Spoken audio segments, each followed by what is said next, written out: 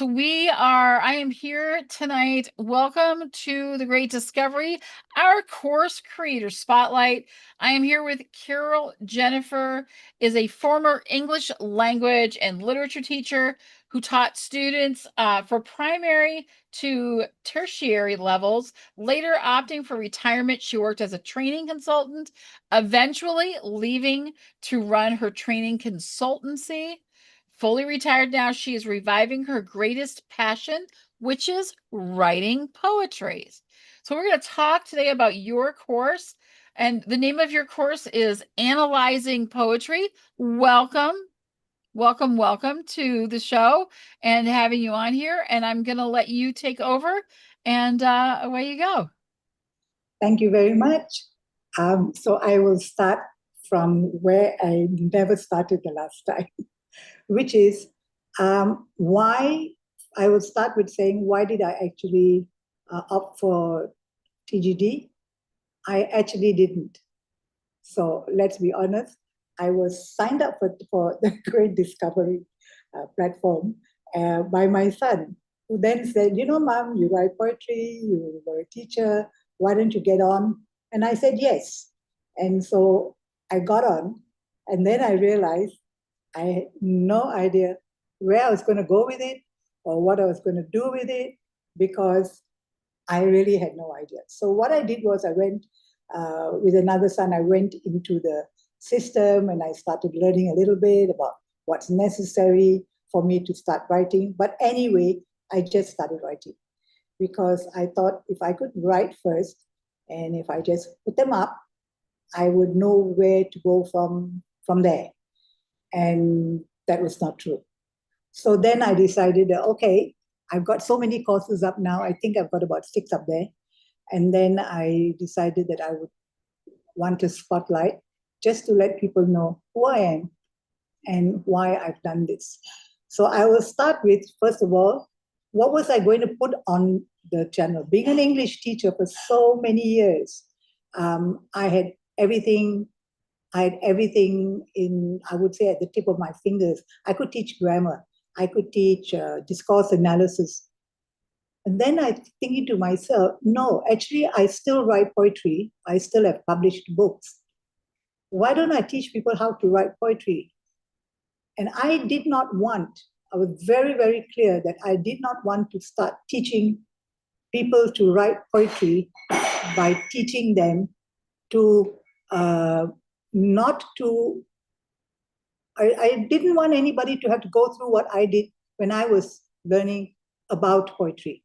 I had to go through learning rhyme and meter and stuff like that, and it became boring because I really believe that every single one is a poet.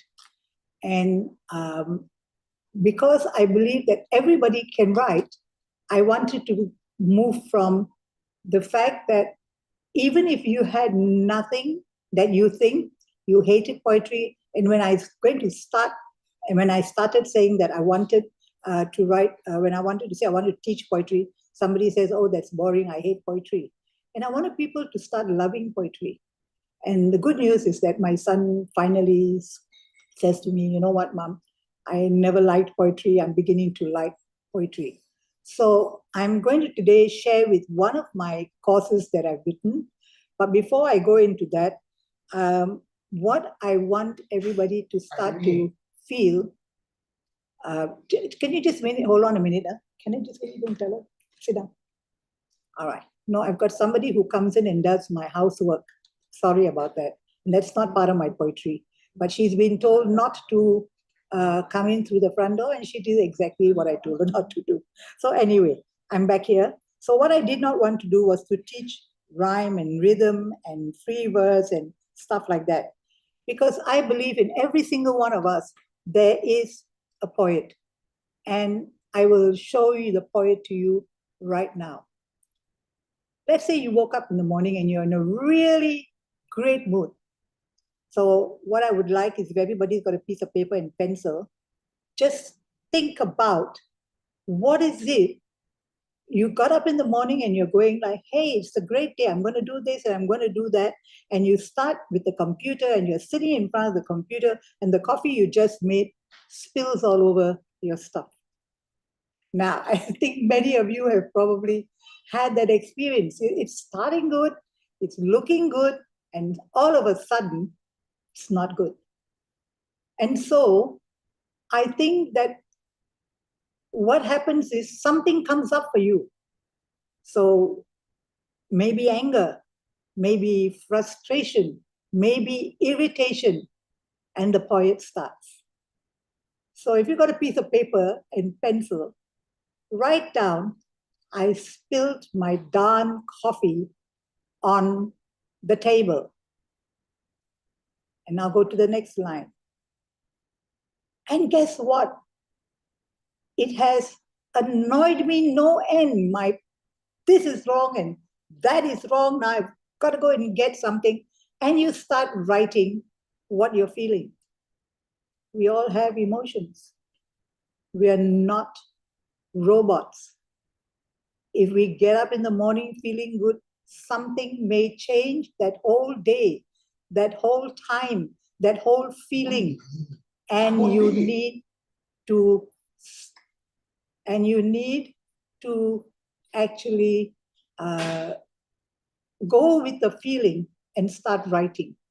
And you'll be surprised at what you will find when you actually start to write about that particular emotion. Now, let me give you an example. So if I were to show you this, now you got up this morning, you didn't see or hear or read anything about the war, because that's what's been taking everybody's time in the last few weeks. And you suddenly saw this picture, and you came across a picture like this. And you were feeling good about the world. No war in your country, no war in mine. And then you're forced into a scenario, into an emotion you didn't want. And then you start writing about it. And when that happens, you will understand what the poet goes through, and you can be the poet. So, for example, I've said over here, when I put in my notes what I was going to talk about, one of the things I was going to talk about was that the poet in you brings out the emotions in you. So when you've got these emotions, you've got these pictures of war, and you're in a good mood, and then you see that child there, that particular child, and holding that teddy bear, how does it make you feel? Go to that emotion. That's the emotion you want to focus on. Many people are afraid of their emotions. I know that my family think I'm far too emotional, but it is in those emotions that I actually was writing my poetry. It was when I was sad that I wrote the saddest poems on the planet. So I've got somebody who picked up my book and said, oh my God, your book, I've read every poem and every poem has made me cry. Why? And when did you write this? And I said, I wrote it when my husband died. And there was the poet being built into my poetry. I'm not saying that it is the perfect thing to do. What I'm saying is use the emotion. Like I've said before, people are afraid of their emotions. They're afraid if they get too much into their emotions, they won't be able to cope with the rest of the day. But you can switch your emotions if you know how. So first of all, I've also said what I was going to do was show you that when you hear a poem and you've had a stimulus to listen to that poem, which all my courses do, I give you the stimulus, I give you the poem, and then I lead you into the poem. I also teach you how to write using various methods. They all explained in all my courses. So you will discover that you are a poet because I'm teaching you how to write poetry and then into what we need to learn about poetry, and that takes us into the um, actual mechanics of writing poetry. So I didn't want to start with mechanics. We're going to get to mechanics eventually. Like today, we're going to get into mood and we are going to get into tone. So yes, we'll eventually get into the mechanics. But let's start with listening to a poem first. So I'll read you the poem that I have written for this particular presentation. And the poem is called Starting Over. And the reason I'm using this poem is because it, at this present moment, extremely relevant in the world that we are living in. So here's the picture. A child alone in the rubble. What's next for the child? And the poem is called Starting Over. It is in their nature to survive when nothing else will. It is in their nature to grow when nothing else will. It is in their nature to live when nothing else will. And so, like you, they thrive. Despite their pain, they bloom.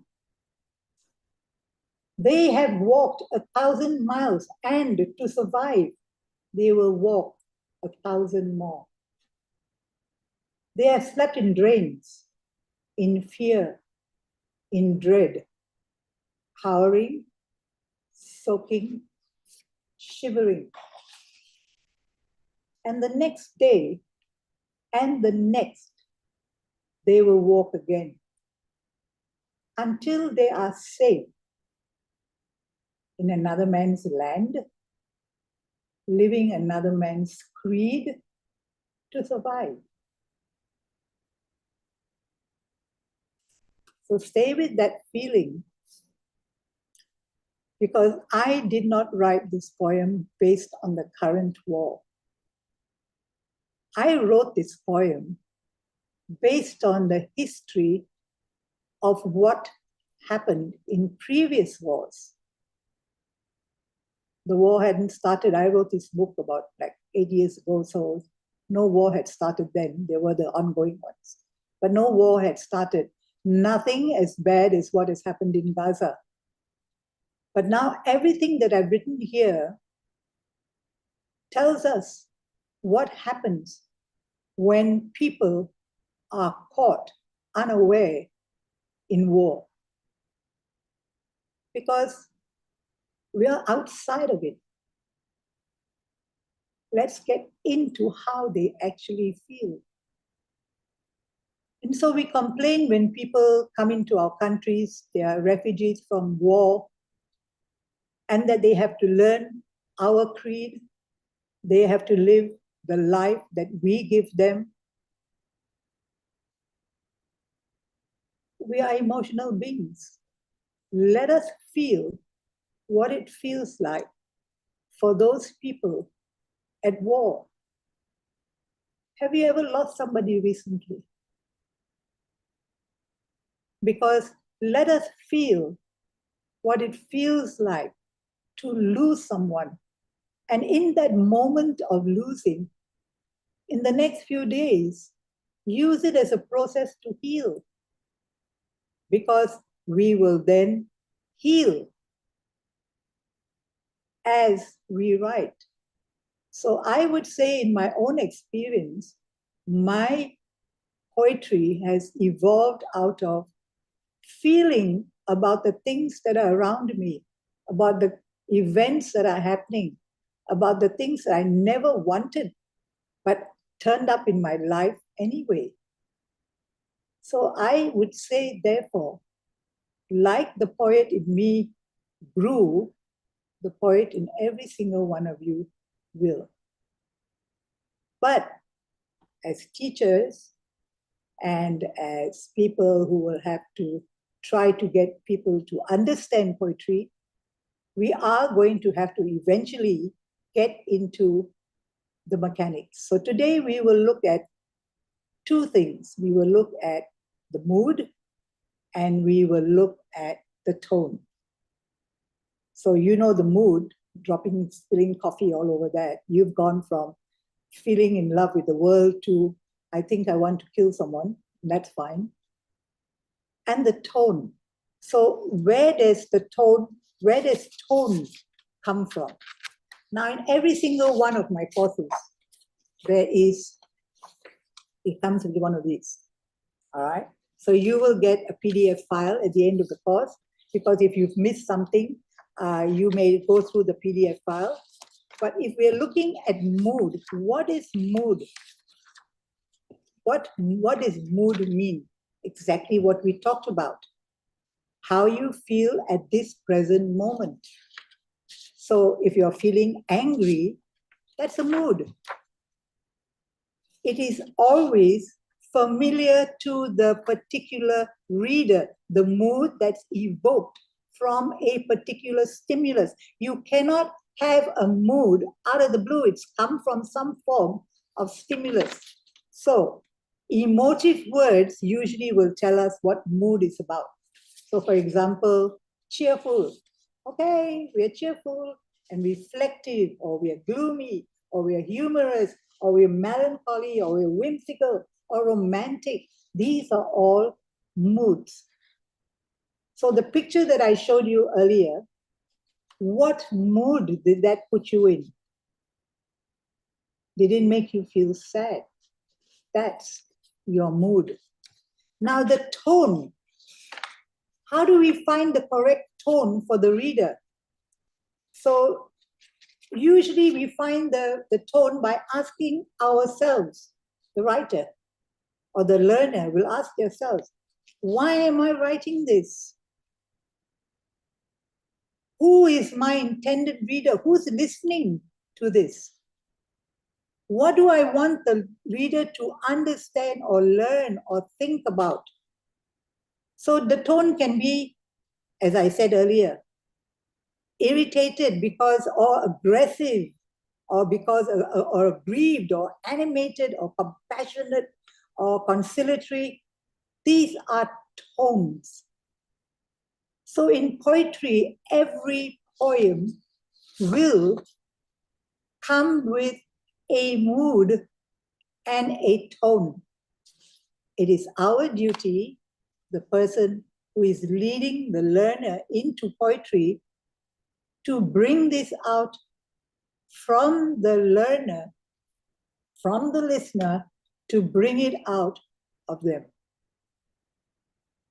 And so I always say, we must hear the poem. Poetry was always meant to be heard. Poetry was always meant to be heard. And so once more, I want you now, and later on you will be interacting with me, to tell me what was your mood, or what is my tone over here? What mood have I put you in by showing you that picture of ruins, showing you pictures of ruins, showing you of people moving, showing you a little boy with a teddy bear. That's all that's left of his war, of the war that happened in his land. And people angry. What we all forget that one of the things that happened with war is that people have to start over. How many of you have lost a job? How many of you have had a broken relationship? How many of you have been hurt? How many of you have been left without a life partner. What are we doing when that happens? We are starting over. So every time we start over, what does it feel like? So let's look at what happens in war. How are they starting over? And we would think that these people, or they are always in war, they are used to it. And so we think it's in their nature to survive when nothing else will survive. It is in their nature to grow when nothing else will. It is in their nature to live when nothing else will. And so, like you, they thrive. Despite their pain, they bloom.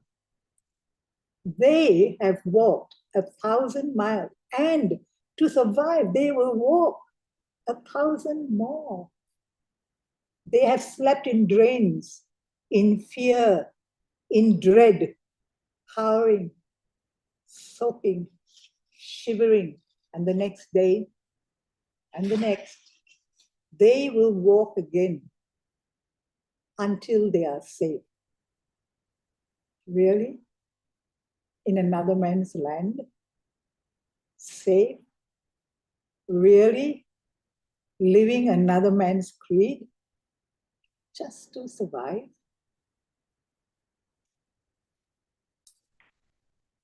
Now, we've gone 22 minutes. What the question I will now ask of you, if you're a person who's going to be teaching your students in class, what will you do to evoke the mood and the tone?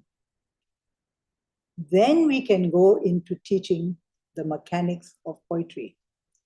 So before I open this up to questions, my question, I will also want you,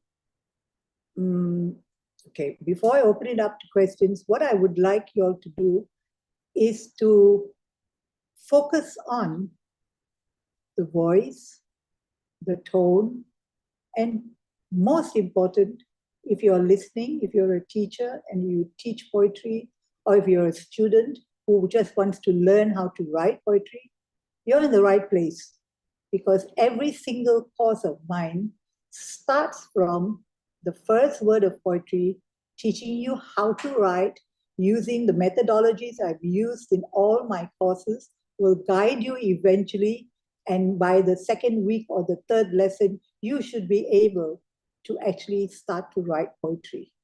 In fact, I hope that after my poem here, having read it to you, that you may have a poem for me too. Because I've invoked in you some emotion.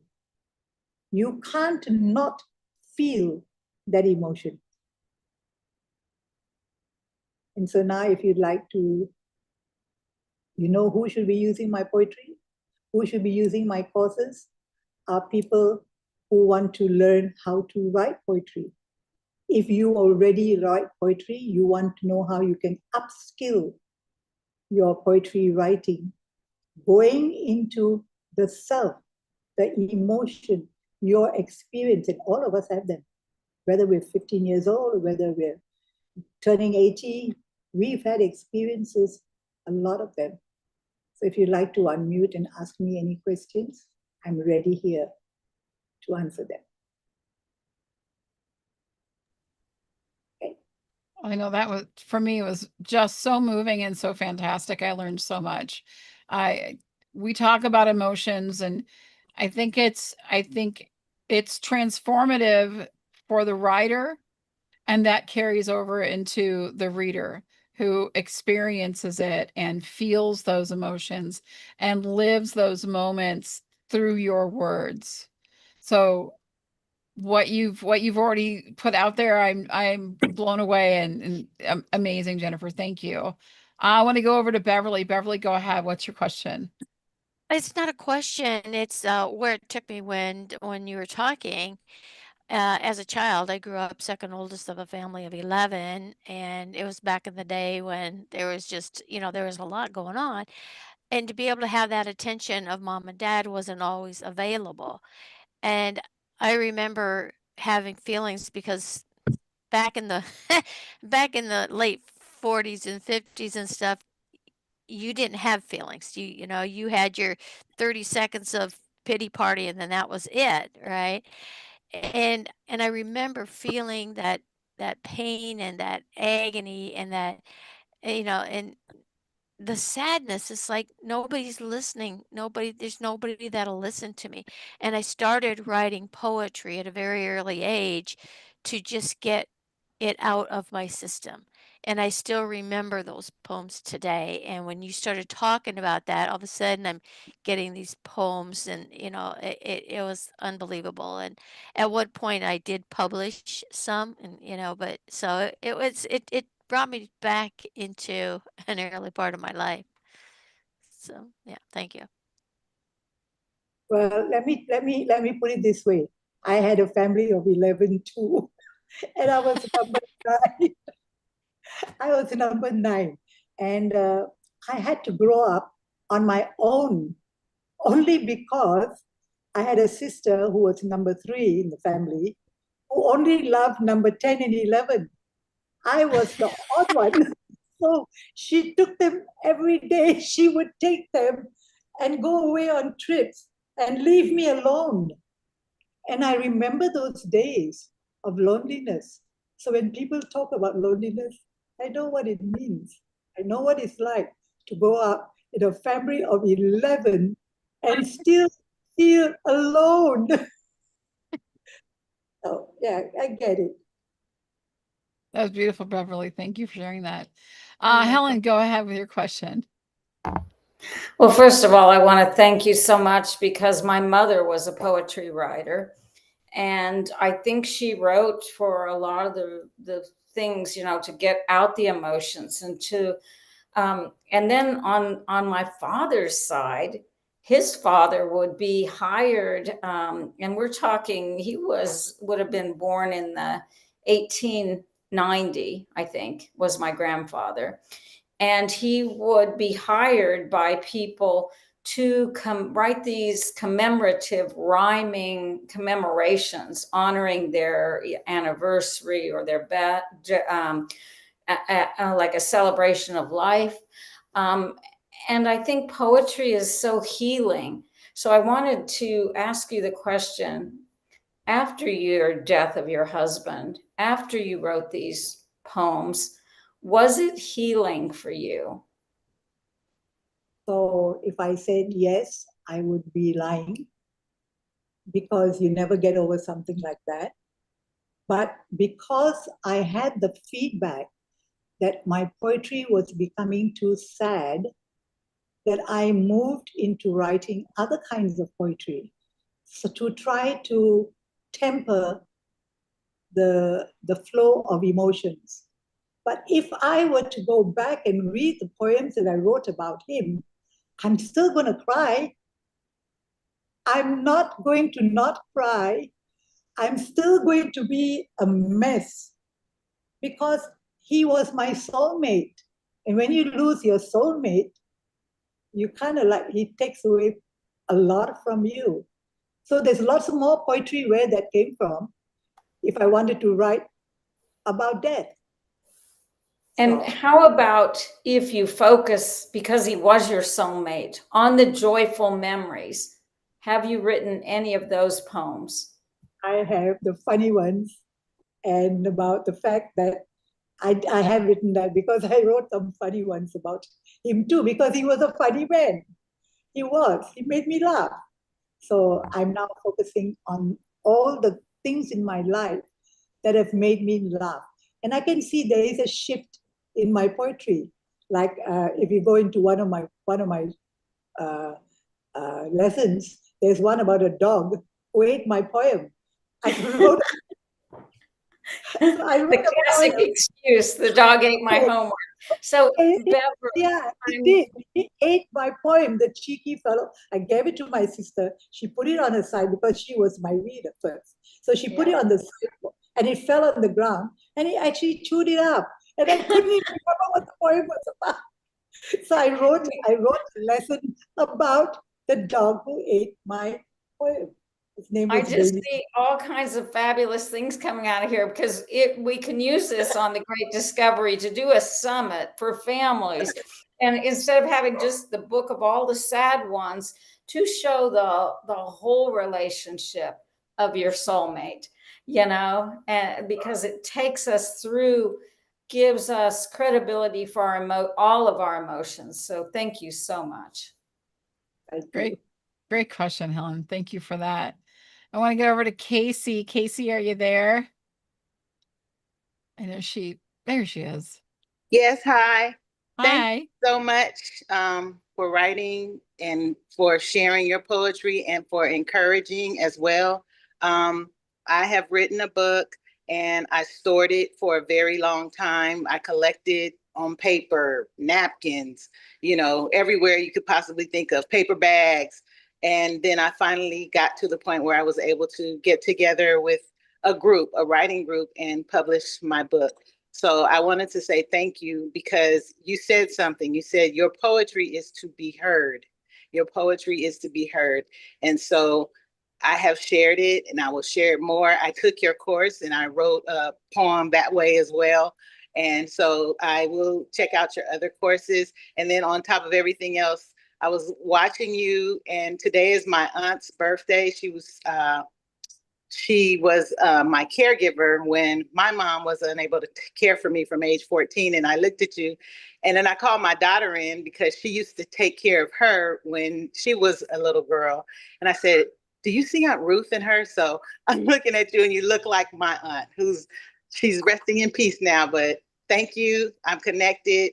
Poetry lives on forever in all of our hearts. And we are all poets if we take our time to just put that pen to paper. So thank you. Thank you. Thank you so much, Casey. Thanks for sharing that too. Well, Jennifer, I'm going to wrap it up here. You are so inspirational. I put the link to Jennifer's course in the chat. Make sure you check it out, share it out.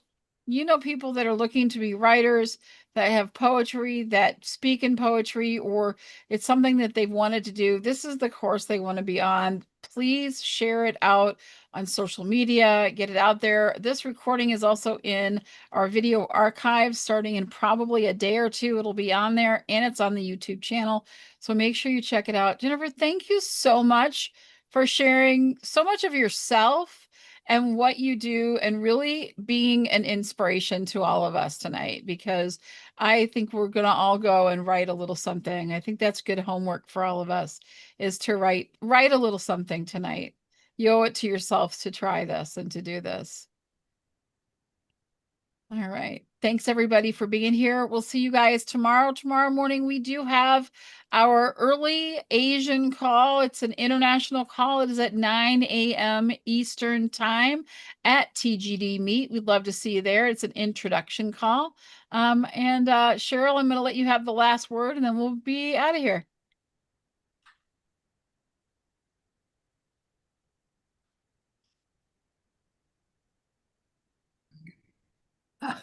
I don't remember raising my hand, but I love to write limericks. So this is right down my alley. So thanks so much for sharing. Thank you. Thank you, Jennifer. Absolutely wonderful. So wonderful to have you. We'll see you guys next time.